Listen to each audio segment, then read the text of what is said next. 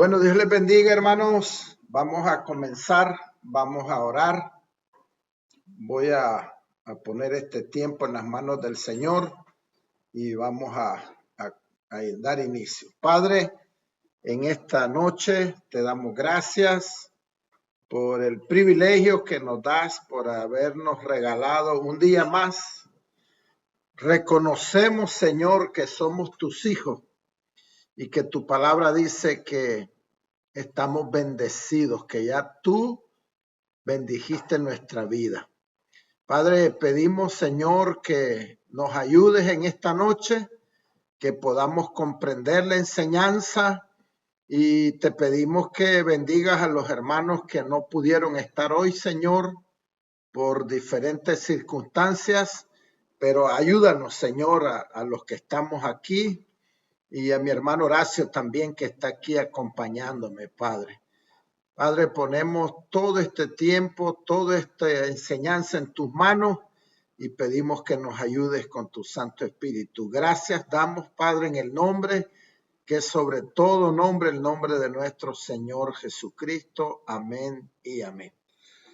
Hermanos, ya en la próxima clase empezamos a ver el primer principio, la primera regla de interpretación bíblica.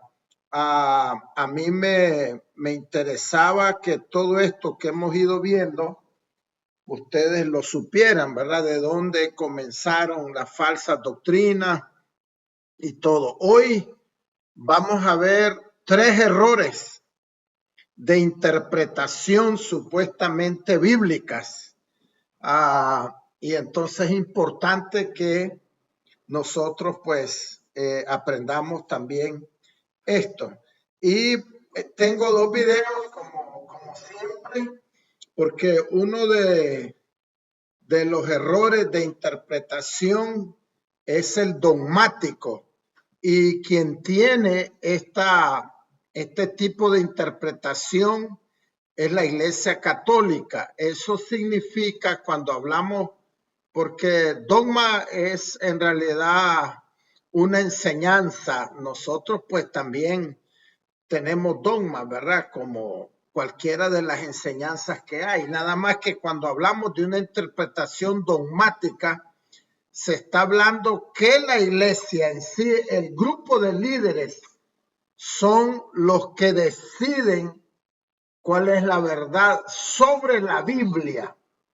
Entonces vamos a ver lo que este sacerdote dice acerca de los dogmas que ellos tienen a la hora de interpretar supuestamente la Biblia. Después de escuchar este video va a haber tiempo para que analicemos y hablemos de lo que dice este sacerdote. Queridos amigos, soy el Padre Ángel Espinosa de los Monteros Gómez-Sarn. Hoy quisiera platicar con ustedes de unas verdades reveladas hermosísimas sobre nuestra Santísima Madre. ¿Cuáles son los 4 dogmas de la Virgen María o dogmas marianos? Lo primero que hay que saber es que son 4. A veces entras a una plática y, no, claro, los dogmas marianos sí son más de 20. No son más de 20, no son menos de 15, no son más de 18. Son 4 dogmas. ¿Qué significa dogma? Lo que tenemos que creer. Lo que tenemos que creer. Lo que no es si quieres. Así como la Santísima Trinidad.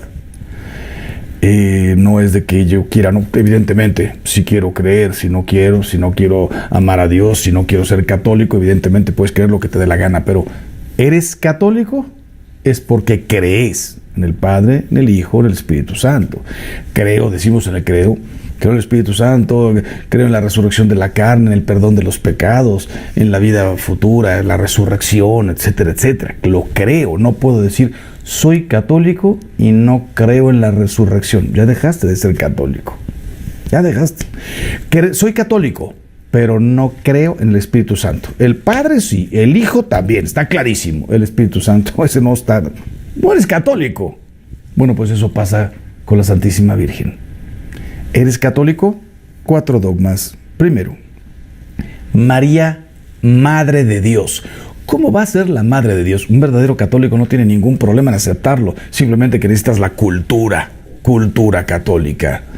¿Por qué es madre de Dios? Porque Jesús es Dios. No es madre de Dios Padre, no es la creadora de Dios, no. Hija de Dios Padre, esposa de Dios Espíritu Santo, madre de Dios Hijo. María es madre de Dios. Si negamos eso, tendríamos que estar negando que Jesús es Dios. Jesús es hombre Dios, Dios hecho hombre. María es madre de Dios, de Jesús. Segundo, María siempre virgen. No conozco varón. No conozco varones, ni me interesa, no lo he estado buscando, no dijo momentáneamente, no conozco varón. Me quiero consagrar, yo soy de Dios.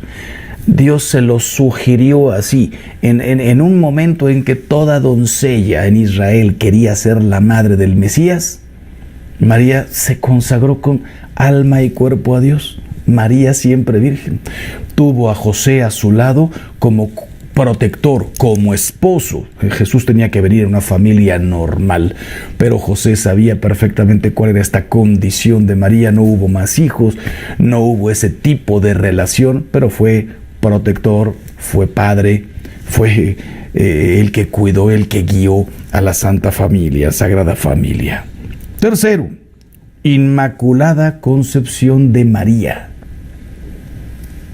Salve María, llena de gracia, llena eres de gracia. El Señor es contigo. No dice, vas a ser llena de gracia en cuanto venga el Señor a ti. No. Salve María.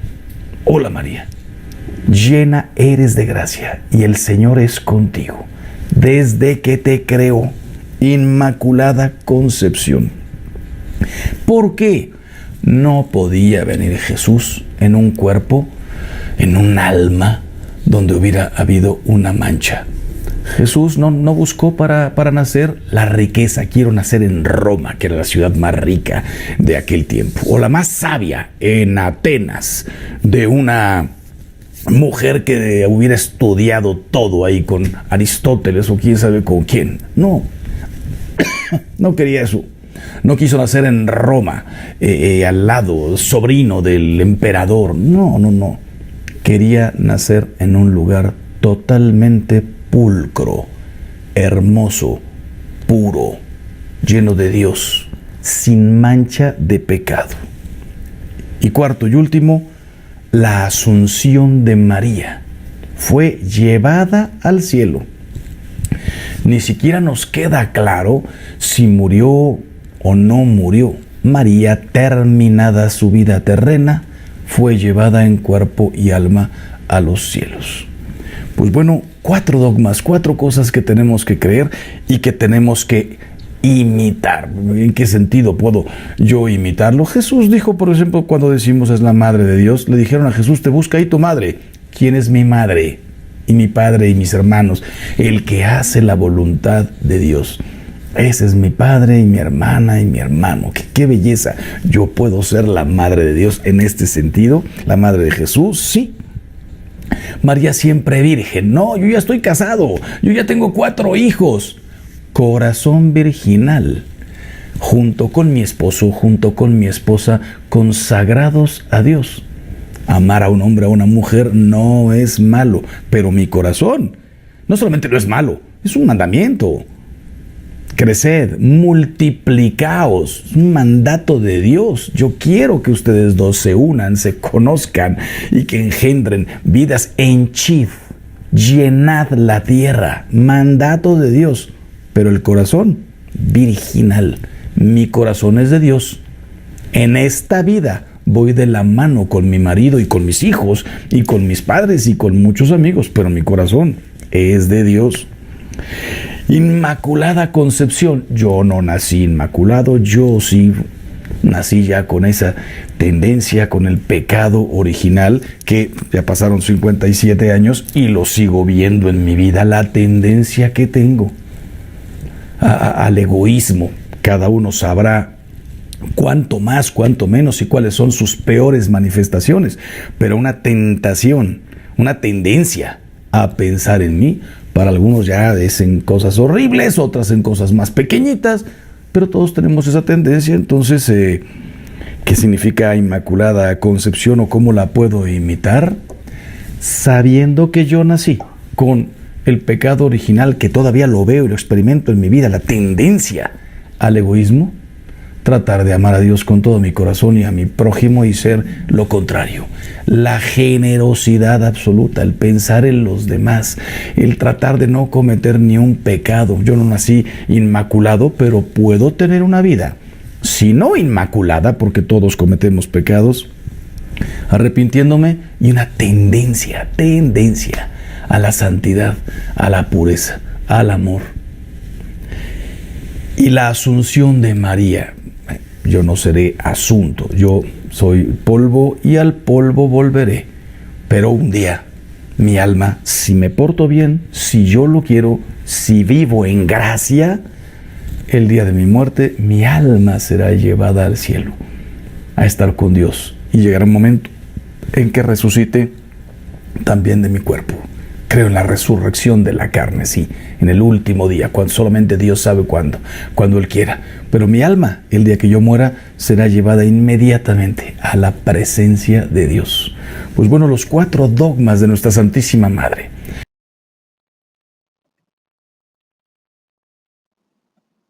Ok, hermanos, los quiero escuchar. ¿Qué creen ustedes? Ya vamos a ver lo que es la interpretación dogmática, la cual, así en resumen, es aquella que un cuerpo oficial de la Iglesia, como el caso de los católicos, son los que deciden cuáles son los dogmas, cuáles son las enseñanzas, qué es lo que deben de creer. Ahora, a mí me gustaría escucharlos a ustedes, no sé si están allí todavía. ¿Qué creen ustedes de las cosas que mencionó este sacerdote? De que María sin pecado, de que María es madre de Dios, dijo que María es esposa del Espíritu Santo. Y bueno, y algunas cosas más. O todos están de acuerdo con esos dogmas. Entonces, pues, serían mis hermanos católicos. No sé qué piensan. Mi hermano Castellano. Sí, buenas noches a todos, que Dios les bendiga. Pues prácticamente quiere dibujar, ¿verdad? Sobre la palabra del Señor, lo que dice. Sí, es cierto que fue elegida. Correcto. Que el ángel le dijo que era bendita, ¿verdad? Entre todas las mujeres, ¿verdad? Pero ya de ahí comienza a desviarse, a decir, ¿verdad? De que el Espíritu Santo es madre, es padre, y que todos también podemos ser madre y padre de Dios, de Jesucristo, ¿verdad? Sí.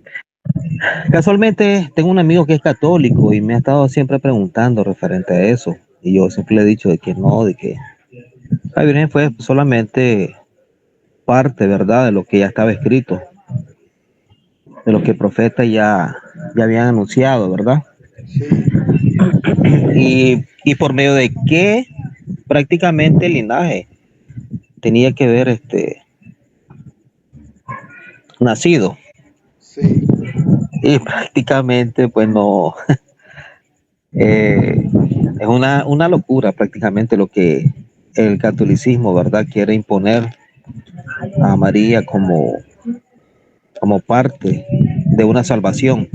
Así es. Y la salvación ya sabemos quién se la ganó Así es. y cuánto costó, ¿verdad?, para él, Así es. de sobrellevar todos los pecados del mundo, no solamente de ellos o de Israel o de su momento, dice que de todo el mundo. Bendiciones, hermano. Ok, amén. Gracias, mi hermano. ¿Alguien más? Mi hermana Jenny, mi hermano Danilo. O por esta vez callan.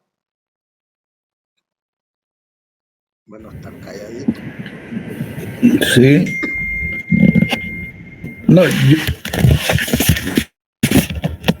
yo pienso que tal vez ahí lo que, bueno, eso fue hace muchos años, ¿verdad? Que ellos comenzaron a creer, hace mucho tiempo atrás, no es nuevo, ¿verdad? Pero la realidad que quizás es una manera de decirle a este cura que estaba allí, ¿verdad? Pero casi no lo escuché mucho porque estaba un poco bajo el sonido. Sí. Pero puede hacer que otros lo comuniquen de otra manera, aún más tremenda, ¿verdad? Porque hay tipos que son bien preparados.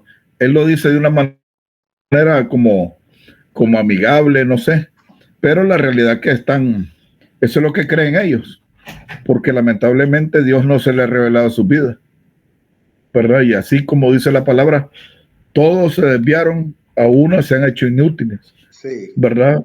Se van por el error y todo, pero hasta que Dios se revele, pues, así como andan ellos ahí, andan otros por otras sextas, otras religiones, Sí. ¿verdad? Y nosotros, como le decía la vez pasada, tenemos que ser verdaderamente agradecidos porque Dios se ha revelado en nuestras vidas, Sí. ¿verdad? Y el Espíritu Santo nos guía, dice la palabra, a toda verdad. Correcto. Ellos no creen en el Espíritu Santo, ¿verdad? Y parece que algunos creen en la Trinidad también, Sí. de los católicos, ¿verdad? Sí, ellos creen. Pues a su manera, sí, ellos creen, son trinitarios. Sí. Ya está entonces, hermano Danilo. Sí. Ok. Ahora, lo que yo quería que entendiéramos todos es que ellos tienen la interpretación dogmática, que ya vamos a ver, ya pronto ahí en el material lo vamos a ver. Eso significa, cuando hablamos de una interpretación dogmática, es que lo que diga el cuerpo oficial de la iglesia, eso es, aunque la Biblia diga otra cosa, ¿verdad? Por ejemplo, la Biblia dice que el único ser sin pecado es el Señor Jesucristo. Pero el dogma de la Iglesia Católica dice que la Virgen María es inmaculada. O sea, en otras palabras, nació sin pecado, nunca cometió pecado. Y claro, ellos lo componen de esta manera. Si ella hubiera nacido con pecado, Jesús no nace en ella. Ahora, ella sin duda era una sierva de Dios. Ella era una mujer entregada a Dios, que amaba a Dios. Ahora, la Virgen o María, digámoslo así, no tiene ninguna culpa de que ellos hayan hecho un dogma de ella, ¿verdad? Ella nunca dijo que era igual a Dios. Ella nunca dijo que era la mamá de Dios. Entonces ahora en el dogma han interpretado, oigan lo que dicen, es la mamá de Dios en Jesús, no es la mamá de Dios el Padre. Dios es uno solo. Si es la mamá de Dios en Jesús, es la mamá de Dios. Es la mamá creadora del Dios Todopoderoso, pero ella no es la mamá de Dios. Ella es la madre de Jesús en la carne, ¿verdad? Ahora, otra cosa que oigan lo que dicen que es como contradictorio. No se sabe si murió o no, pero lo que sabemos es que fue llevada al cielo. Pero si no se sabe si murió o no, ¿cómo saben que fue llevada al cielo? La Biblia no lo dice, pero ese es un dogma que ellos tienen. Ahora, ese padre que sale allí es uno de los más preparados que tiene la Iglesia Católica. Ese tipo en realidad es un maestro tremendo, hermano. Y tiene ese carisma, ¿verdad? Ese carisma de que es como amigable, y a él lo ponen a dar clases por todos lados, a dar charlas de familia y de todo, porque el tipo tiene un carisma para hablar tremendo. Y todos, pues, si ustedes ven otros videos, también hablan, porque ese es un dogma. O sea, lo que él habla, lo hablan los demás, a menos que sea un católico ignorante que está hablando algo que no es un dogma.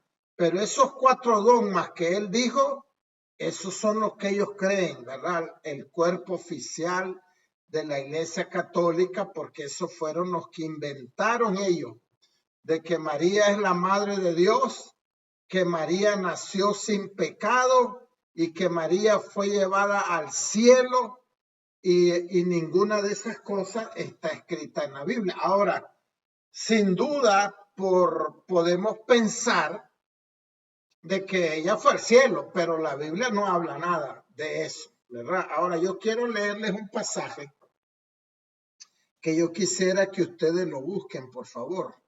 Lucas 11, 27 y 28.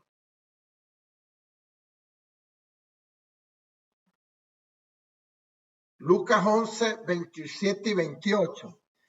Porque fíjense qué tremendo lo que dice la Biblia, hermano.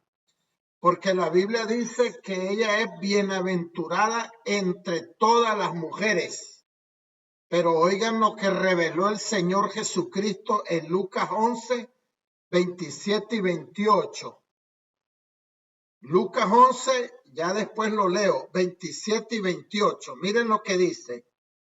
Mientras él decía estas cosas, una mujer de entre la multitud levantó la voz y le dijo: bienaventurado el vientre que te trajo y los senos que mamaste. ¿Qué le estaba diciendo? Tu madre es bienaventurada, porque eso es lo que le quería decir. Bienaventurado el vientre que te trajo a este mundo y los senos que mamaste. Y oiga lo que él respondió. Y él dijo: antes, en otras palabras, más bienaventurados son, más que ella, los que oyen la palabra de Dios y la guardan.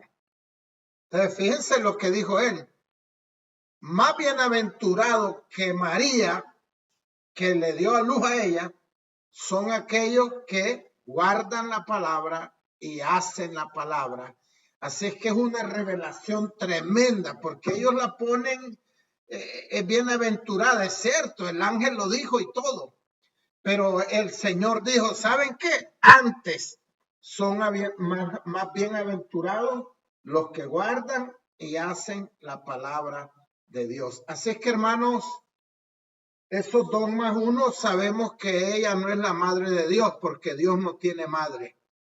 Número 2, sabemos que ella no nació sin pecado. El único, dice la Biblia, que nació y no cometió ni un pecado es Jesucristo, es el único. Y en realidad, pues esos dogmas son algo que ellos han inventado y que por eso es la interpretación dogmática, ¿verdad? Especialmente la Iglesia Católica. También la Iglesia, ¿cómo se llama? Esta que salió de ellos. Se me va el nombre ahora, pero se parece a ellos, también son dogmáticos, ¿verdad? Es lo que digan los líderes, eso es, no importa lo que diga la Biblia, sino es lo que dice el cuerpo oficial. Por ejemplo, también los dogmas tienen que ver con el Papa. El Papa tiene autoridad sobre la Biblia. Supuestamente, según ellos, si el Papa dice que algo está mal en la Biblia, es correcto, porque él es el representante de Dios aquí en la tierra, según ellos, ¿verdad? En el dogma que ellos tienen, si quisiera el Papa, él puede cambiar algo o decir que algo está mal en la Biblia. Es más, hay algunos sacerdotes, creo que fue Juan Pablo II, que dijo que los primeros 11 capítulos de Génesis eran errados, que él declaraba que eso era un error, que lo que hablaba allí de cómo fuimos creados, que no era correcto. que la verdad la tenía la ciencia con el Big Bang y también con lo que dijo, ¿cómo se llama? Charles Darwin. Dice, la verdad, pues yo reconozco, dijo, que está mala la Biblia en esos 11 primeros capítulos. Y ya sabemos nosotros, pues, que él no es nadie para decir eso, pero esa es parte, ¿verdad?, de los dogmas. Ok, no sé si la hermana Jenny tiene algo que decir.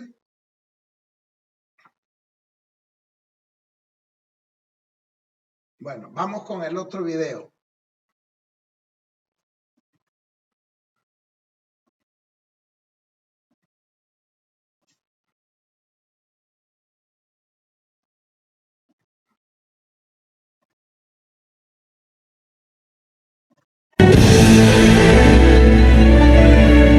Bienvenidos al canal del Evangelio. Soy Andrés Neira, pastor y maestro del Ministerio Internacional Casa de Oración, y estoy hoy día para compartir un importante mensaje. Vamos a hablar, número 1, del peligro de las alegorías y los predicadores alegóricos.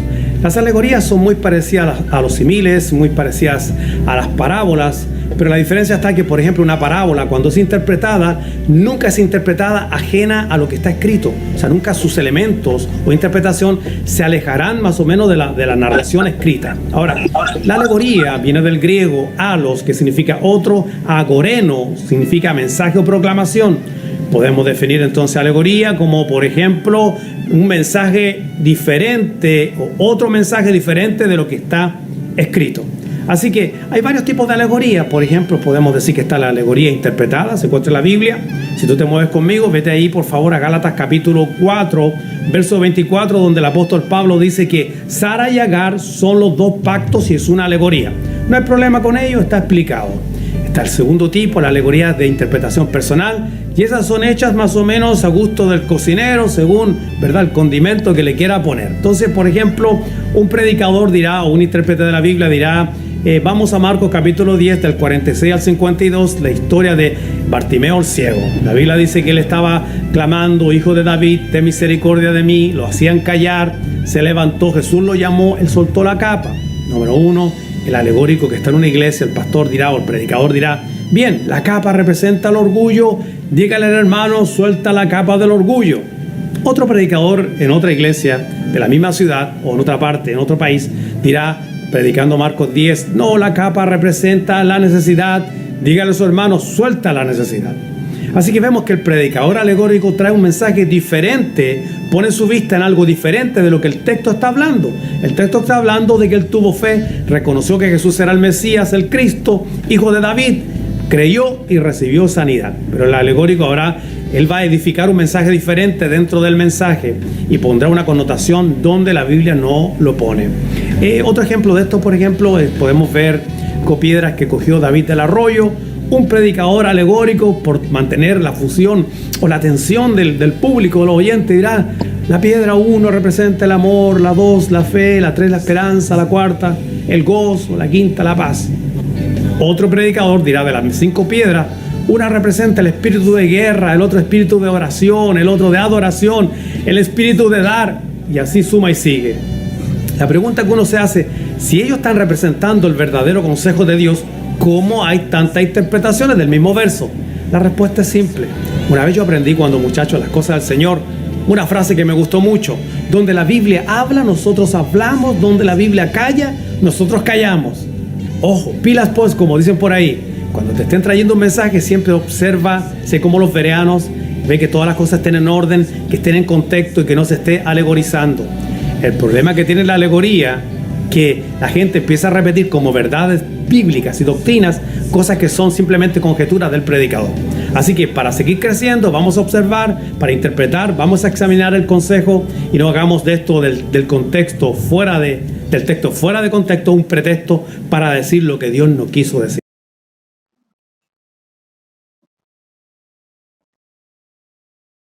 Ok, hermanos, me gustaría escucharlos, ¿verdad? ¿Qué piensan ustedes? Esa se llama la interpretación alegórica.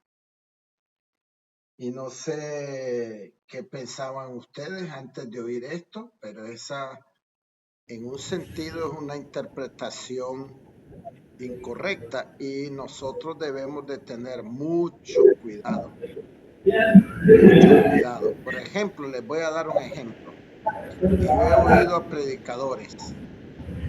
El valle de los huesos secos, que el Señor le está diciendo al profeta, ¿vivirán esos huesos secos? Sí, dijo el Señor. Entonces hay predicadores que dicen, ¿saben? Esos huesos secos son aquellos cristianos que andan fríos, que andan mal. Otros dicen, esos huesos secos son los matrimonios que están mal. Pero la Biblia no está hablando de eso. La Biblia está hablando del pueblo judío. El Señor dice que van a andar errantes y que un día van a volver a ser pueblo. Y eso ahí lo dice claramente en todo el capítulo.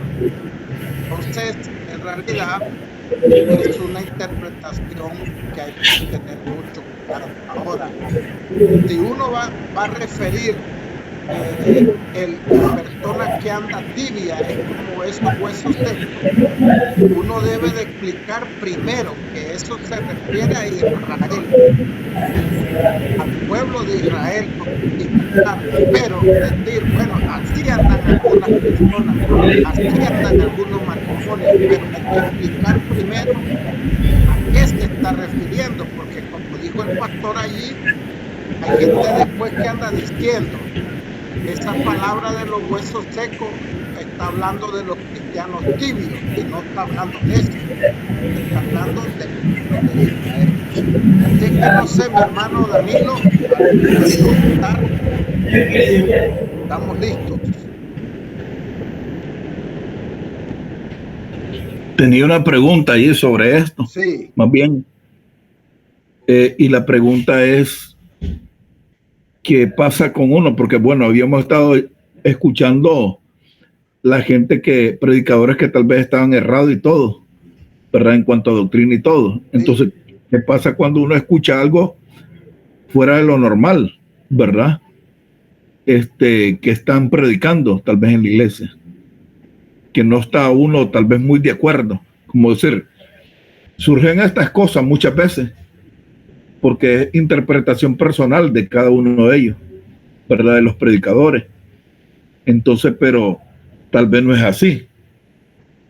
Entonces, según la palabra, me muestra otra cosa la palabra, pero eso fue interpretación del predicador que estaba al frente.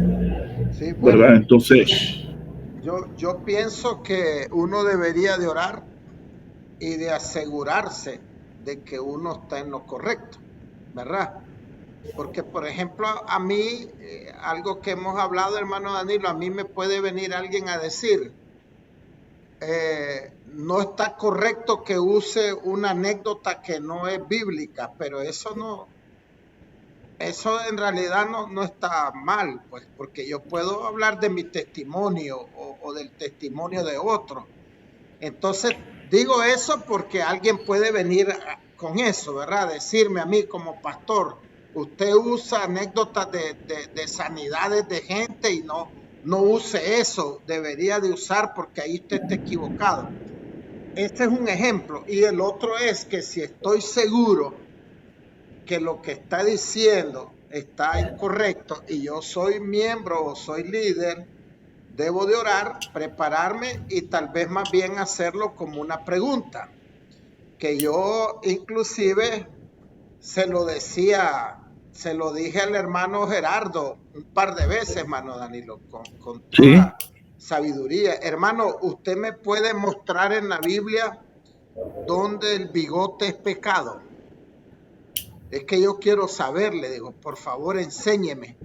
Entonces, como no hay pasaje que diga eso, lo que me dijo es que evidencia de que anda mal el alma es que esté el bigote, pero yo que no sabía la Biblia, pues entendí que no estaba correcto, ¿verdad? Entonces uno podría decir con todo respeto, más bien hacerlo de esa manera, decir, fíjese, pastor, que aquí cuando leo la Biblia dice que esto es para el pueblo judío.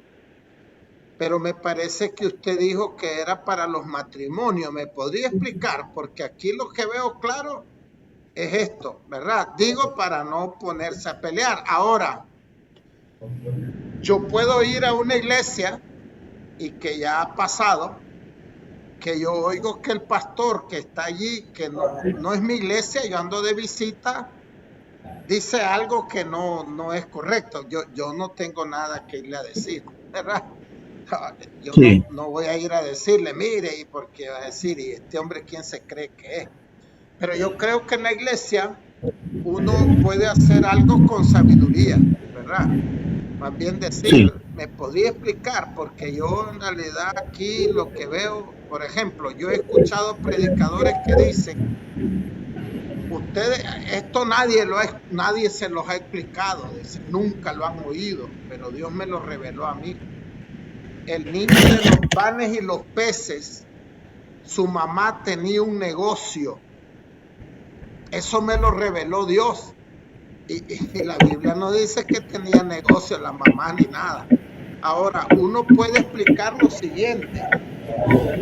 Desde el Antiguo Testamento, los menores llevaban comida a sus hermanos en la guerra. Dice la Biblia que David, el papá lo mandó, cuando estaba Goliat, el papá lo mandó a que fuera a dejar comida.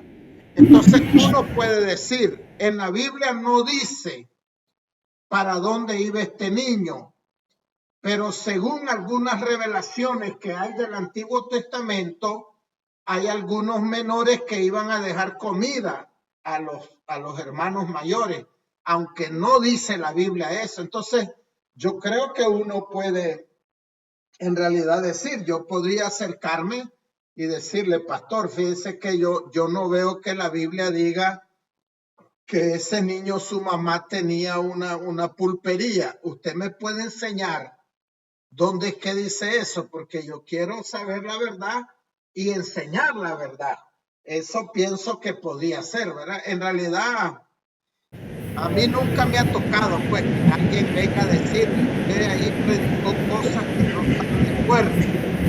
Pero yo creo que yo, con todo respeto, que te digo que lo hice con el pastor Gerardo, de la manera, no como peleando, pero le dije así, y le dije otras cosas, ¿verdad? Le hablé de otras cosas que él pues me tenía, no me lo podía declarar bíblicamente porque no estaba. Pero más o menos, pues no sé si te doy respuesta a la pregunta, pero yo lo haría de esa manera. Sí, lo que pasa es que hay muchas cosas que se pueden tomar así, ¿verdad? Como decir ese otro ejemplo que puso. Él puso el ejemplo, el video, saca el ejemplo de la capa de Bartimeo, pero también saca el otro ejemplo de las 5 piedras que agarró del arroyo David para el gigante Goliat. Entonces, así 5 piedras. Hay alguna gente que lo interpreta diciendo que son las piedras del 5 ministerios, y hay otros que dicen otra cosa y otra, y mirando la palabra señala otra cosa, sí, ¿verdad? Porque supuestamente, bueno, lo que más se asemeja más bien es de que Goliat tenía varios hermanos más y que por eso David había agarrado varias piedras. Bueno, lo que pasa, ¿verdad?, es que uno no puede asegurar eso, Danilo. Ajá. Porque la Biblia no lo dice. O sí, sea, sería igual decir que esas piedras hablan de los 5 ministerios, y sería igual decir que esas piedras eran para los hermanos de Goliat, porque la Biblia no lo dice. Entonces sí, yo creo que uno, hablando de nosotros los que estamos aquí, ajá, debemos de tener mucho cuidado, sí, cuando vamos a decir algo, ¿verdad? Y si es algo de la iglesia, entonces uno puede decir, y me puede mostrar ahí usted donde bíblicamente dice que eso es así, ¿verdad? Porque sí hay que tener mucho cuidado, porque la gente después anda hablando cosas que no son. Así, por eso decía que hay que el texto con su contexto. Correcto. Hablaba que había que sacar. Correcto. ¿Verdad? Para estar en realidad enfocados en la verdad de la palabra. Así es, así es. ¿Verdad? Así sí. Es. Entonces, por ejemplo, Ya. fíjense, el pastor que salió ahí hablando de la alegoría, habló de la alegoría correcta que habla la Biblia, que ya sale ahí revelada porque es una comparación que hace, pero debemos de tener mucho cuidado cuando alegorizamos. Ahora, en parte es válido poder decir, por ejemplo, en el caso del niño, no dice la Biblia para dónde iba el niño, no dice la Biblia que la mamá tenía negocio, no dice pero posiblemente en base a ejemplos de la Biblia y decirlo claramente, posiblemente este niño iba a dar a llevar a algún familiar o alguien, pero no puede uno darlo por sentado porque no es correcto, no es ético, ¿verdad? Entonces hay que tener mucho cuidado. Ahora, para eso estamos estudiando, para eso nos estamos preparando, ¿verdad? Para que nosotros Sí. tengamos mucho cuidado. Ahora, uno debe de tener mucho cuidado, porque yo he visitado algunas iglesias y yo oigo cosas, claro, yo no ando ahí, no voy a buscar al pastor y decir, ¿verdad? Venga a ver, usted en realidad está errado porque dijo esto y esto y esto. Dios no me ha puesto a eso.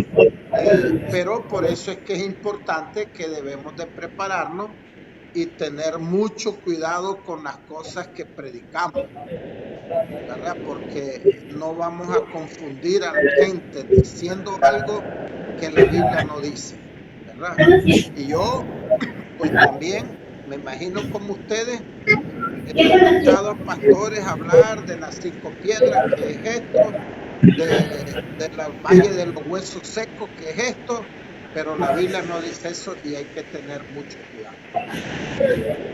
No sé si hay algo más, hermano Danilo. No, está bien. Mi hermano Cantillano, no sé si quiere comentar algo de esto, de la alegoría. No, pastor, hasta ahora pues he estado, hasta ahora lo escucho pues prácticamente. Ah, bueno, ok. Entonces vamos a continuar con el material, ¿verdad? Que habla de estos puntos y otros de lo que estamos viendo en estos videos. Y entonces vamos a ver.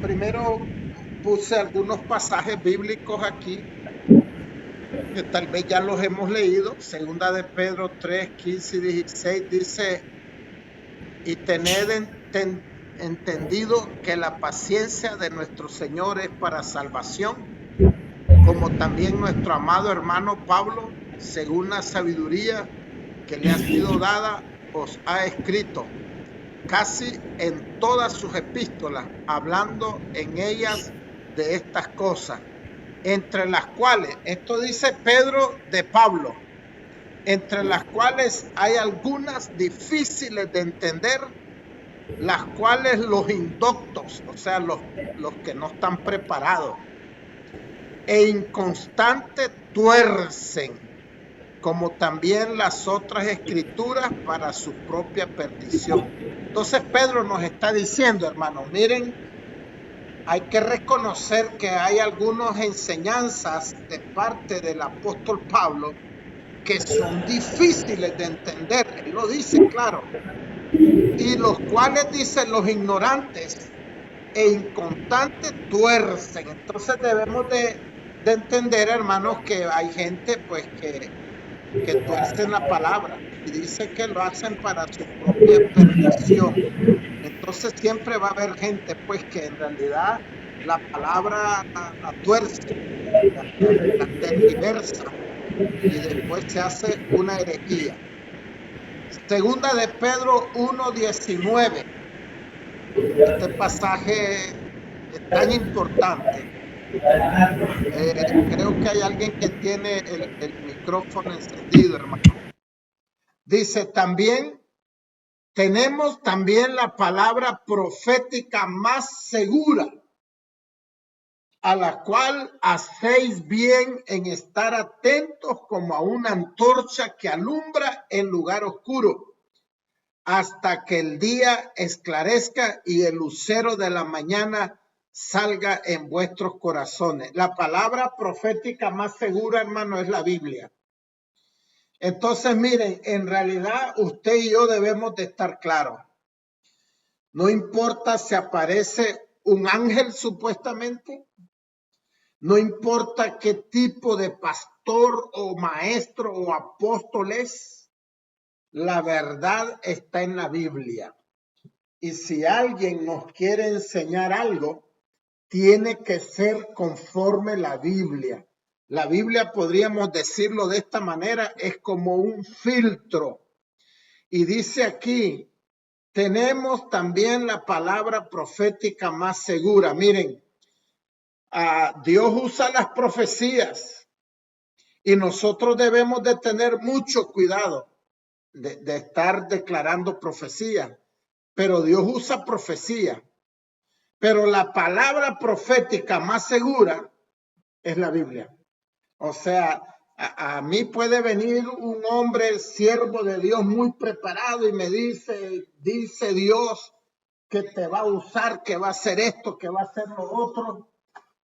En realidad puede ser que venga de Dios, pero yo voy a esperar que se cumpla, porque no es porque lo dice él, es porque se tiene que cumplir. Entonces hay gente, lo que quiero decir con esto, hermano, es que hay gente que les han dado profecía y la profecía no se cumple y ellos después se amargan, después se salen de la iglesia porque dicen que Dios no les cumplió. No, Dios no les cumplió.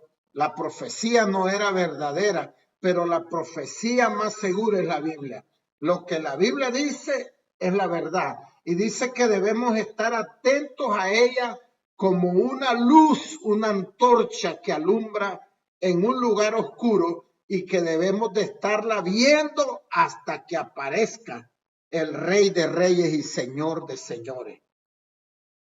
Después tenemos segunda de Pedro 2, del 1 al 3. Pero hubo también falsos profetas entre el pueblo, como habrá entre vosotros falsos maestros, dice Pedro, que introducirán encubiertamente herejías destructoras y aún negarán al Señor que los rescató, atrayendo sobre sí mismos destrucción repentina. Y muchos seguirán sus disoluciones, por causa de los cuales el camino de la verdad será blasfemado, y por avaricia harán mercadería de vosotros con palabras fingidas.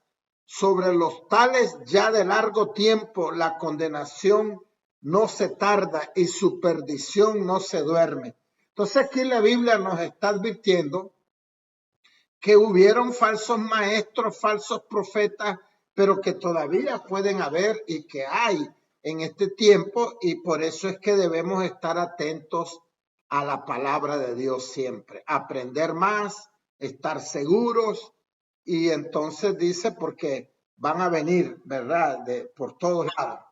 Y segunda de Timoteo 3, del 13 al 17 dice, mas los malos hombres y los engañadores irán de mal en peor, engañando y siendo engañados. Pero persiste tú, esto le dice Pablo a Timoteo, pero persiste tú en lo que has aprendido y te persuadiste, sabiendo de quién has aprendido y que desde la niñez has sabido las sagradas escrituras, las cuales te pueden hacer sabio para la salvación por la fe que es en Cristo Jesús. Pablo le dice a Timoteo, mira Timoteo, debes de persistir porque van a haber gente engañada y seguirán siendo engañados. Pero tú debes de mantenerte en lo que aprendiste desde tu niñez, que son las sagradas escrituras, que ellas te pueden hacer sabio. Hay gente que dice que si estudiamos la Biblia nos podemos volver locos. Eso es falso. Eso es falso. Ya la vez pasada les dije que un doctor me dijo allá en Honduras que la mayoría de los enfermos mentales que están en los psiquiátricos cantan coritos y se saben pasajes. ¿Y sabes qué me dijo ese doctor que era ateo? La verdad me dice es que la mayoría de los cristianos quedan locos por estudiar la Biblia. Y yo le dije, eso es falso. Esa gente a veces andaban en drogas, podían estar en una iglesia, se salían, andaban de pícaros y todo, y el diablo los agarra después y se saben un pasaje bíblico y cantan coritos, pero no es verdad. Aquí la Biblia nos asegura que si nosotros aprendemos las Sagradas Escrituras, nos podemos volver sabios en la fe en Cristo Jesús. Y después el 16 dice, toda la Escritura es inspirada por Dios. Eso debemos de estar seguros, hermanos. Cualquiera que venga con otra cosa, no. Toda la Escritura es inspirada por Dios y útil para enseñar, para redarguir, para corregir, para instruir en justicia, a fin de que el hombre de Dios sea perfecto, sea maduro, porque perfecto solo Dios, maduro, enteramente preparado para toda buena obra. Métodos incorrectos de interpretación supuestamente cristianos, hermanos.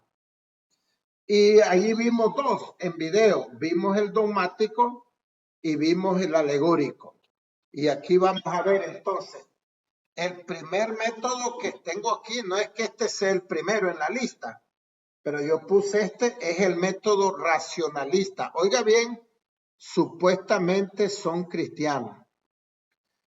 El método racionalista consiste en sujetar toda la escritura al juicio humano para saber si son válidas o no sus declaraciones.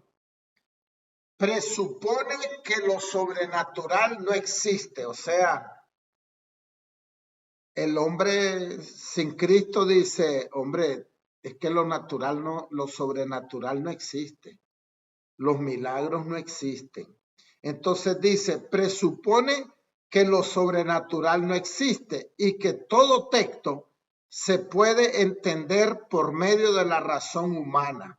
Entonces, este método de interpretación racionalista es el método que tiene que ver con mis pensamientos, con lo que yo creo.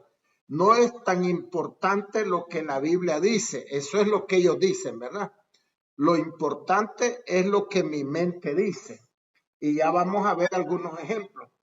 Pretende ser el método científico porque elimina lo sobrenatural. O sea, ellos dicen, bueno, ¿por qué no creo en los milagros? Dice el método racionalista. Porque en realidad no es científico.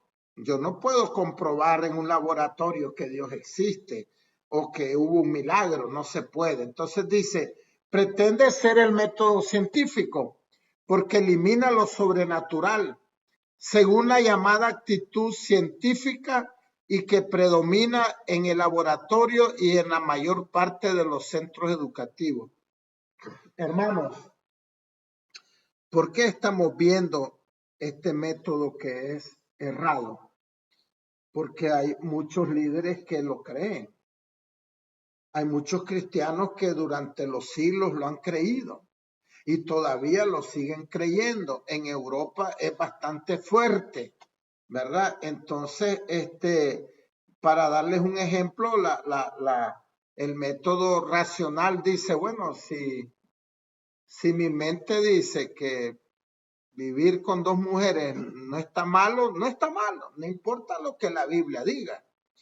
Si mi mente dice que fumar o fumar marihuana no es malo, no es malo, no importa que la Biblia diga algo, mi mente me dice, no es problema, lo podés hacer, más o menos por ahí anda la cosa. Los que usan el método racionalista muchas veces comienzan rechazando una de las pretensiones fundamentales de la Biblia, que Dios interviene en los asuntos humanos. Entonces, óigame bien, esta interpretación es supuestamente cristiana y esas personas dicen, en realidad Dios no se mete con el ser humano. Él no se mete en nada, en realidad. Debemos de entenderlo. Porque ellos creen en Dios, no es que son ateos. Supuestamente creen en Dios, pero no creen en los milagros, porque no se puede demostrar. Este método estaba en boga especialmente durante el siglo XIX y todavía está en uso. El racionalista considera que los milagros de la Biblia, así como todos los eventos sobrenaturales, no eran sino sucesos naturales que se pueden explicar por las leyes naturales que ahora entendemos. Y ya van a ver el ejemplo de lo que ellos dicen. En el caso, oigan lo que dicen. Y hermanos, yo he leído a algunos comentaristas, por lo menos a uno, que es apellido Barclay. Ese hombre en historia de la iglesia es bien tremendo. Y yo en realidad leía lo que él escribía, muy profundo, y prácticamente dejé de leer hasta que un día dijo, fíjense que el Señor Jesús dice, nunca caminó sobre el agua, porque eso no puede pasar, dice, nadie puede caminar sobre el agua. Él cuando dice que caminó sobre el agua, era a la orilla de donde se hace la espuma, sobre la arena y el agua, allí. Y yo dije, uy, ¿saben? En ese tiempo eran libros, ahora estudio en mi computadora, pero en ese tiempo eran libros y yo escribía. ¿Y saben qué le puse? Eres bruto, le puse. Así escribí yo ahí entre comillas, entre paréntesis. Ahora miren lo que dicen.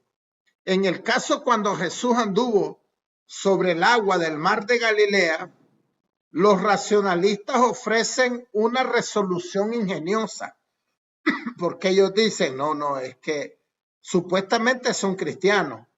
Dicen, es que no puede caminar nadie sobre el agua. Y les voy a decir algo, hermano, un paréntesis aquí. Hoy en día hay algunos magos que caminan sobre el agua, ¿verdad? Y en realidad ellos dicen que no, nadie puede caminar sobre el agua.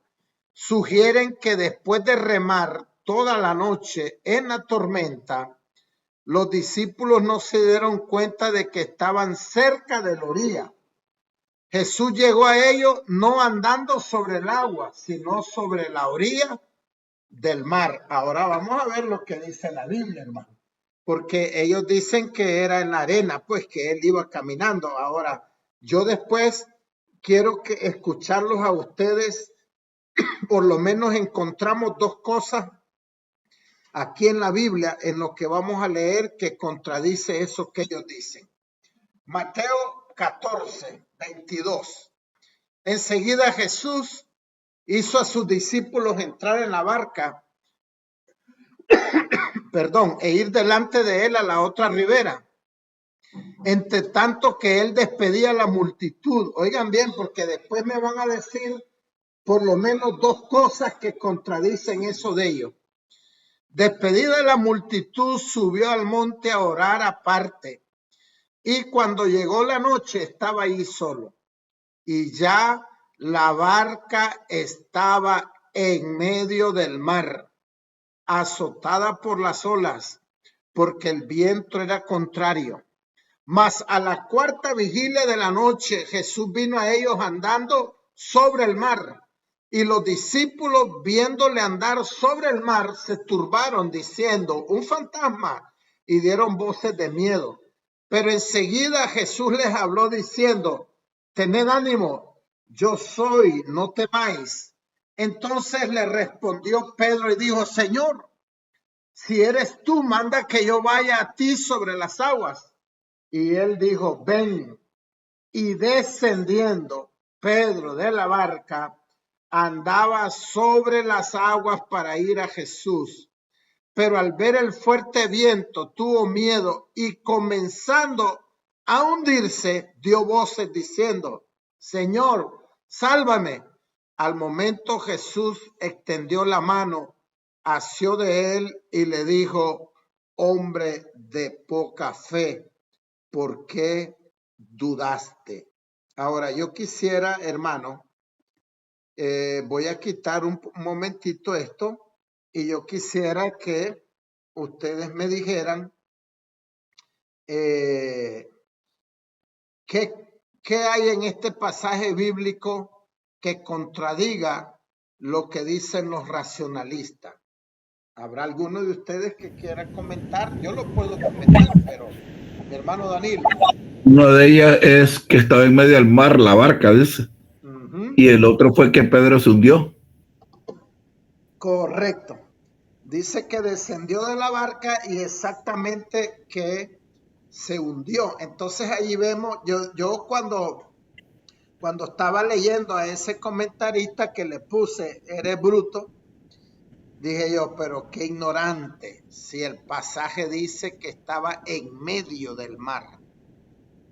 Y también que Pedro se estaba hundiendo. Pero ustedes deben de saber, hermanos, de que hay esa interpretación racionalista que lo dicen de esa manera. O sea, a ellos eso comenzó en Europa, a ellos les daba pena que alguien le dijera, eres ignorante que crees en los milagros.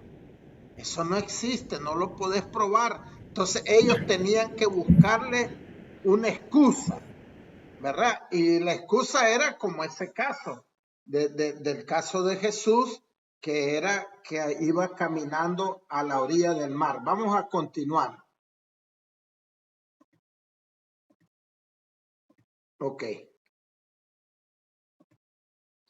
Vamos a continuar aquí. Dice, en fin, no quisiéramos negar el uso de la razón, porque en realidad Dios quiere que pensemos, ¿verdad? Dios quiere que analicemos, porque no es que no vamos a pensar ni a analizar, si por eso estudiamos. Dios le ha dado al hombre su inteligencia y espera que la use responsablemente. La inteligencia del hombre no le fue dada para hacerle tropezar. Se debe ocupar en el estudio correcto de la revelación divina iluminada por el Espíritu Santo. Entonces ahora tenemos el otro método, que fue el que habló el pastor en el video. Estos son métodos incorrectos, hermano. Este es el método alegórico místico. Es otra mala manera de interpretar la Biblia. Este considera que toda la Biblia fue escrita como una serie de alegorías. Insiste en que no es el significado natural y evidente el que da a la Biblia su importancia, sino el sentido místico. Para ellos místico significa oculto o espiritual. Este método fue inventado por los griegos antiguos que procuraban explicar para sí mismos sus mitos y leyendas.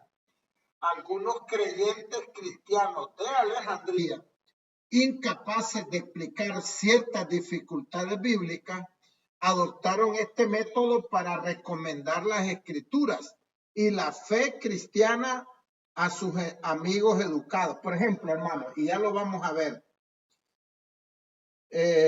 ¿cómo es posible que Daniel cayó en un foso de los leones y no se lo comieron? Eso es mentira. Eso no puede ser. Ah, bueno, entonces hay que hacer una alegoría. Porque es verdad, ¿cómo van a entender la gente eso? Entonces miren lo que dice. Un ejemplo de la forma en que el método alegórico místico se emplea se ve en el trato dado a la experiencia de Daniel en el foso de los leones. Para los intérpretes que usan este método, Daniel nunca estuvo en el foso de los leones, sino que se encontró preso por las tentaciones y debilidades comunes entre los hombres. Estos son representados en la historia por los leones. O sea, dicen, bueno, miren, él no cayó en un foso, se lo hubieran comido. ¿Cómo van a creer ustedes? Ese foso era que estaba preso. Y los leones significan las tentaciones y las debilidades que él tuvo. Así es que imagínense ustedes lo que es, ¿verdad? Alegorizar, que hay que tener mucho cuidado, mucho cuidado. El gran error de este método es que los intérpretes hacen a un lado los hechos importantes de la historia bíblica y perjudican así el sentido claro de la escritura. Así es que ellos dan todo lo que es difícil de poder, como que Jonás estuvo en un pez grande 3 días y después fue vomitado. No, hombre, él hubiera sido muerto por los jugos gástricos del animal, por todo lo que tiene ahí adentro. Entonces no puede ser, tenemos que decir algo. ¿Cómo explicamos eso? Entonces ellos ya le buscan una explicación y de esto hablaba el pastor en el video también, que habló de las piedras de David, ¿verdad? Y así otras cosas que nosotros debemos de tener mucho cuidado, hermano. Si nosotros queremos decir algo, debemos de explicar primero lo que significa, ¿verdad? Sería bueno que ustedes busquen en la Biblia, no hoy, ¿verdad? Más tarde o mañana o otro día, lo que habla el pasaje del Valle de los Huesos Secos. Y se fijen en todo el capítulo y ahí dice que eso se refiere a Israel. Entonces uno puede decir, si quiere hablar de los hermanos que andan tibios o algo, que es como el Valle de los Huesos Secos, primero hay que explicar. Este pasaje está hablando del pueblo de Israel que va a ser dispersado y que un día Dios los va a unir, porque él dice que los huesos resucitaron y cada hueso fue pegado en su lugar. Y ahí el mismo Señor dice que es Israel. Entonces uno puede decir, hermano, esto es de Israel, pero yo puedo decir, poner como ejemplo de que a veces así andan personas, andan casi muertas, andan tibios, y que si se someten a Dios, pero primero expliqué lo que significaba aquel pasaje. Y el método dogmático es el que vimos, ¿verdad? Que hablaba el sacerdote. El tercer método es el dogmático, su nombre se deriva de la palabra griega dogma, que significa enseñanza. Propiamente hablando, toda doctrina cristiana es un dogma porque es una enseñanza. Sus enseñanzas son consideradas correctas porque proceden de aquel grupo, según ellos, ¿verdad? Porque son sus líderes los que deciden lo que la Biblia supuestamente enseña, y no porque tengan mérito basado en algunos principios aceptados de la hermenéutica. Acuérdense que la hermenéutica es la ciencia de la interpretación y ella tiene principios, tiene reglas. Entonces, si nosotros ya vamos a ver en la próxima clase, si Dios permite, la primera regla de interpretación hermenéutica, y entonces allí nos vamos a dar cuenta que muchas de esas cosas no entran en las reglas de interpretación porque se sale de ese contexto. Por ejemplo, la iglesia usa este método oficialmente, ¿verdad? Ellos que ya lo dijimos. Se debe tener por verdadero sentido de la Sagrada Escritura aquel que cree y enseña la Santa Madre Iglesia, a la que toca juzgar del verdadero sentido y de la interpretación de la Sagrada Escritura, por lo que a ninguno es permitido interpretarla contra este sentido o contra el unánime consentimiento de los padres. Una vez estaba por un entierro familiar en una iglesia de esta, y entonces el líder dijo, los únicos que son salvos de verdad son los que pertenecen a esta iglesia. Si usted se sale de esta iglesia y se va a otra, usted pierde, ya no es cristiano. Y yo digo, wow, qué tremendo la enseñanza. En realidad, quien salva no es la iglesia, el que salva es el Señor Jesucristo. Debemos de ser parte de una iglesia, porque ahora también anda de moda que yo puedo ser cristiano yo solo en mi casa, pero eso no es bíblico, porque todo lo que muestra la Biblia es estar en compañerismo, estar en comunión, estar en congregación, pero la iglesia no salva, el único que salva es el Señor Jesucristo, pero esa es parte de lo que ellos enseñan. Este tipo de interpretación que es errada enseña que la verdad no es lo que dice la Biblia, sino lo que dice la iglesia, lo que dicen sus líderes, ¿verdad? Y esta es una interpretación muy delicada. Por eso los miembros de la iglesia deben aceptar que Pedro fue el primer papa, aunque no hay ninguna base bíblica de aquello. La tradición en la iglesia ha dicho que los magos del oriente eran Melchor, Gaspar y Baltasar. Y todo el mundo tiene que creer que es así. Ahora veamos lo que dice la Biblia. Mateo 2, 1 al 12. Cuando Jesús nació en Belén de Judea, en días del rey Herodes, vinieron del oriente a Jerusalén unos magos. En realidad, en aquel tiempo, hermano, les decían magos a los sabios. No eran los magos que conocimos ahora, o lo que se dice ahora, ¿verdad? Y eso pues cuando nosotros estudiamos el contexto nos damos cuenta y algunos historiadores nos dicen que eso era de esa manera. Por eso la Biblia lo dice así, vinieron del oriente a Jerusalén unos magos, diciendo, ¿dónde está el rey de los judíos que ha nacido? Inclusive algunos historiadores dicen que estos podían ser reyes de algunos lugares, porque su estrella hemos visto en el oriente y venimos a adorarle. Oyendo esto, el rey Herodes se turbó y toda Jerusalén con él. Ahora se turbó porque Herodes tenía miedo que Jesús fuera el rey y lo quitara, y tenía miedo y lo quería matar.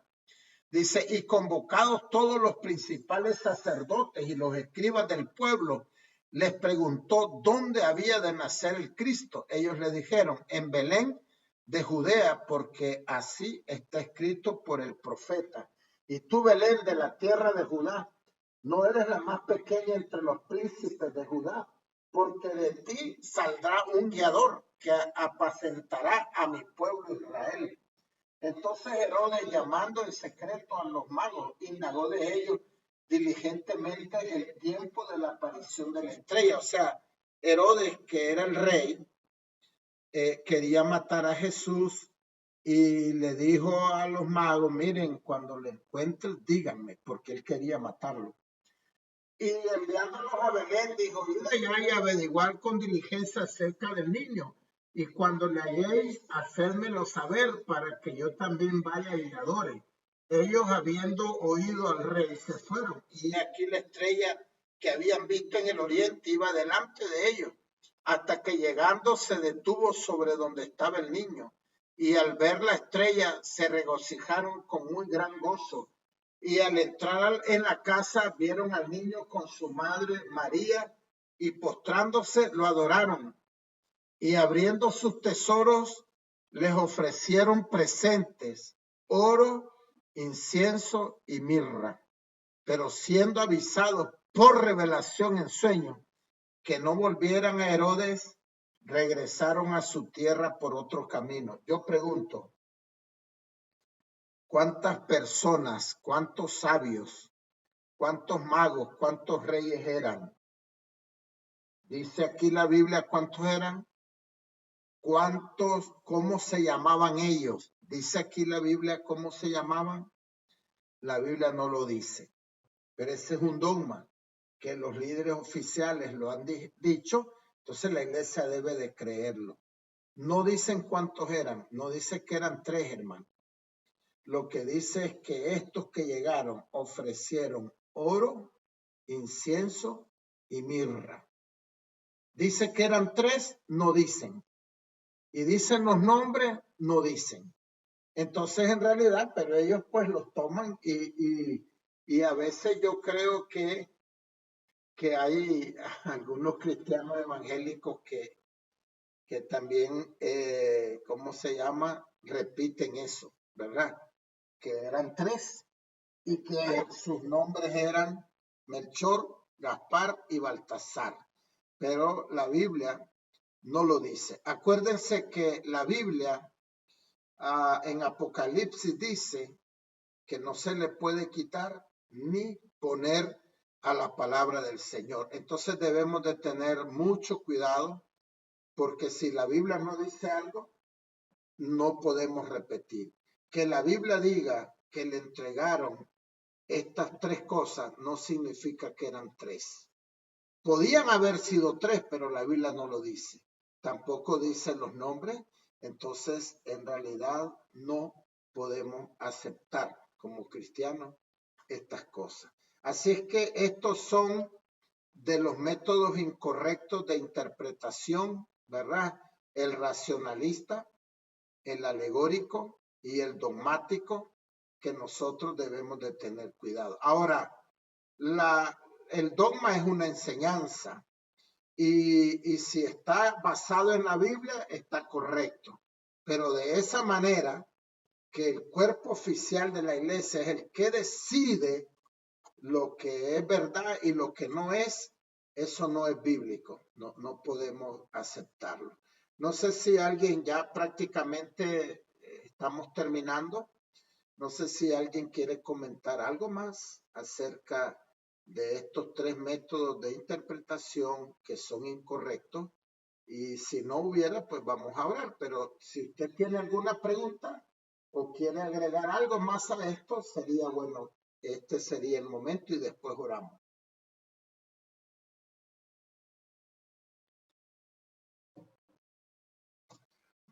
Bueno, creo que no hay preguntas ni algo más que aportar.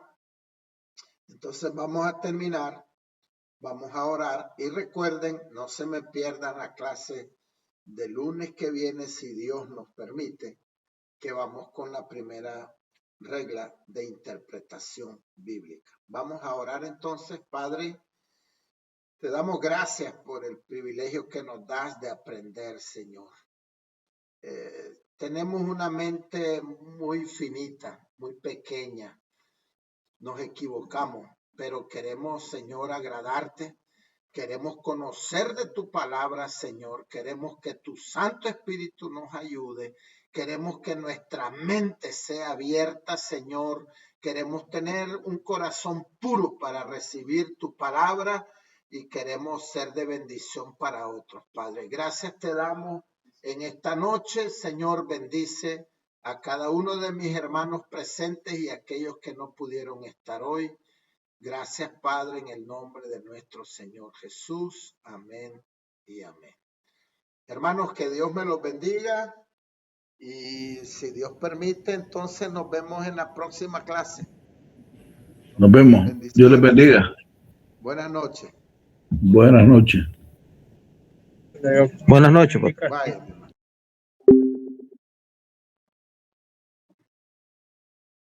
¿Cómo vamos? Bien. Qué interesante aprender todo eso. Sí, cosas interesantes.